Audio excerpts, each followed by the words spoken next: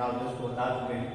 तो आज का जो हमारा टॉपिक है हमारा डायमेंशनल इक्वेशन को कैसे यूज किया जाता है, कहाँ कहाँ यूज किया जाता है।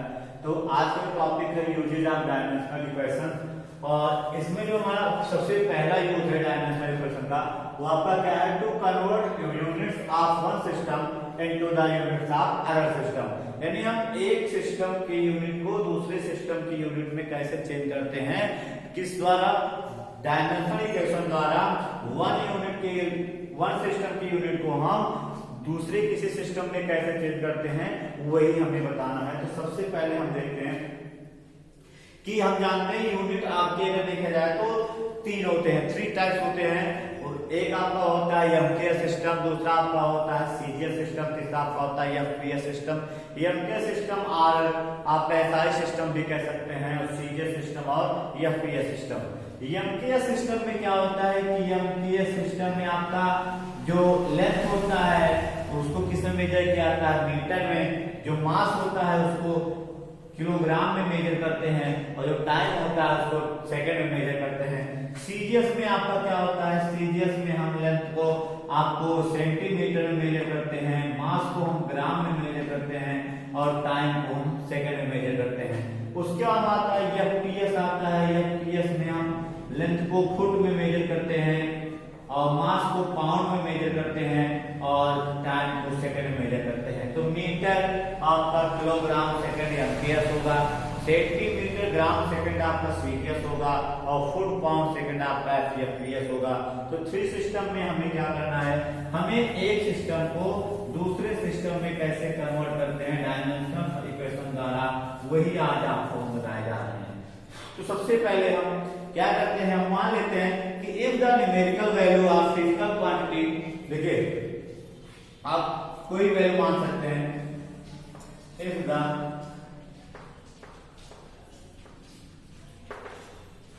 Numerical value of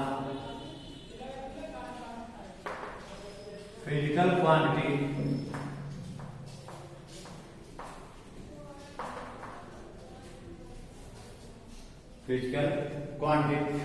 P are N1 and N2।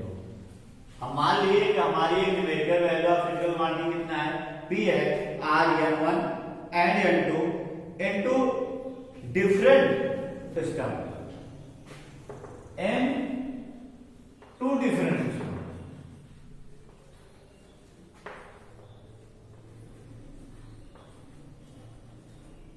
यानी दो डिफरेंट सिस्टम में जो फिजिकल क्वांटिटी P है उसकी वैल्यू कितनी कितनी है, N1 एंड N2 है, and corresponding unit of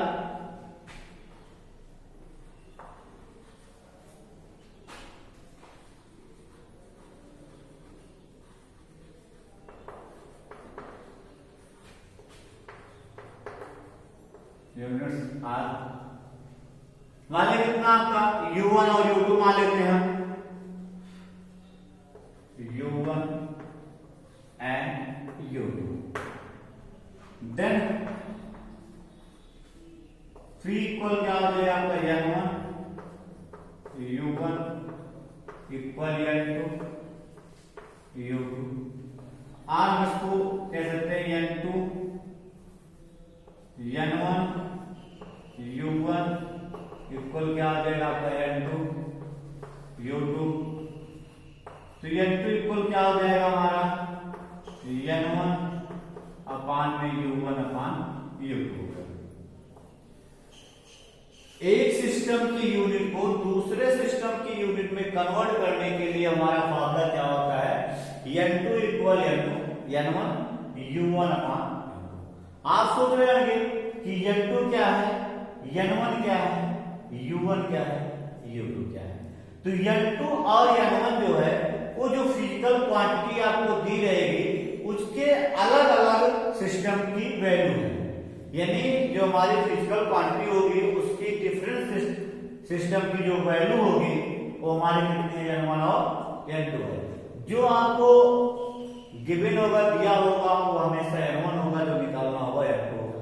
U1 और U2 क्या है, U1 और U2 जो में उस फिजिकल क्वांटिटी का डायमेंशनल फार्मूला है। U1 और U2 हमारा क्या डायमेंशनल फार्मूला क्या है, यानी N1 और N2 क्या है, वो सिस्टम में दी गई उस फिजिकल क्वांटिटी की वैल्यू है। U1 और U2 क्या है, डायमेंशनल फार्मूला है।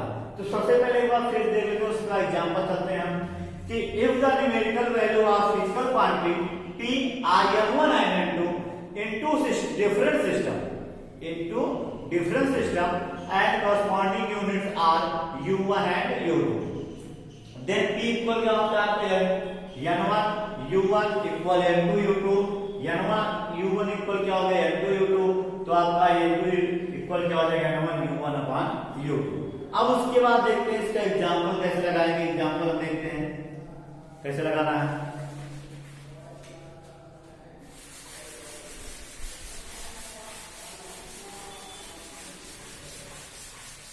क्वेश्चन कैसे आता है देख रहे हैं।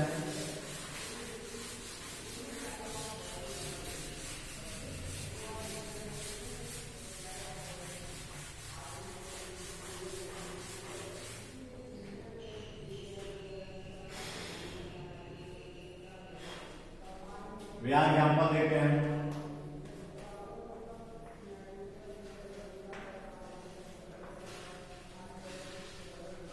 We consider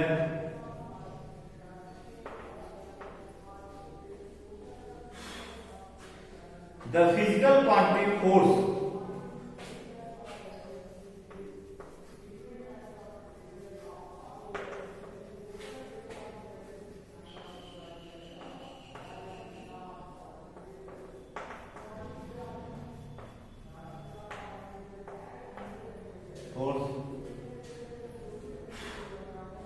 its unit in MKS, its unit in MKS इसी को SI कहते हैं। तो MKS में कितना होता है आपका, न्यूटन होता है, इन न्यूटन।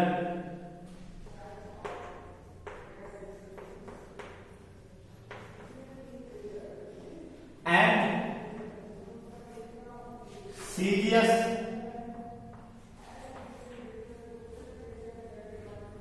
तो आपको हम बता दें कि सीजीएस में आपका क्या होता है, डाइन होता है।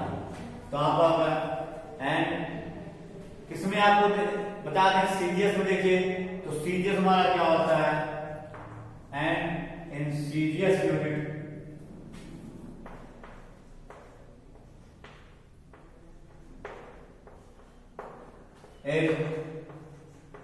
डाइन।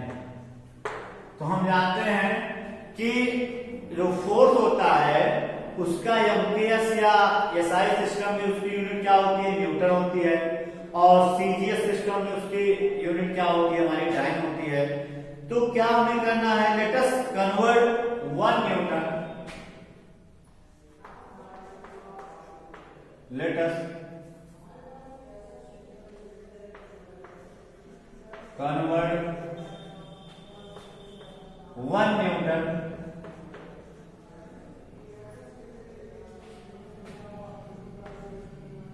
into dyne. हमें क्या करना है, हमें 1 न्यूटन को डाइन में कन्वर्ट करना है। तो कैसे करें, देखिए सबसे पहले हम यहां पर जो आपको दिया गया है गिवन आंसर आपका ये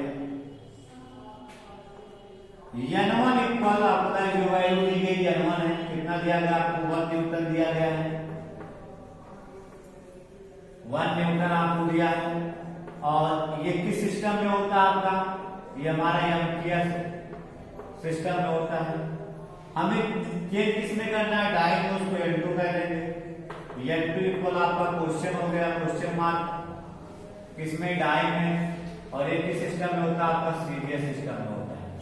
तो एमपीएस सिस्टम में 1 न्यूटन दिया गया, हमें डाइन में इसको चेंज करना है। तो सबसे पहले हम लिखते हैं U1 और U2।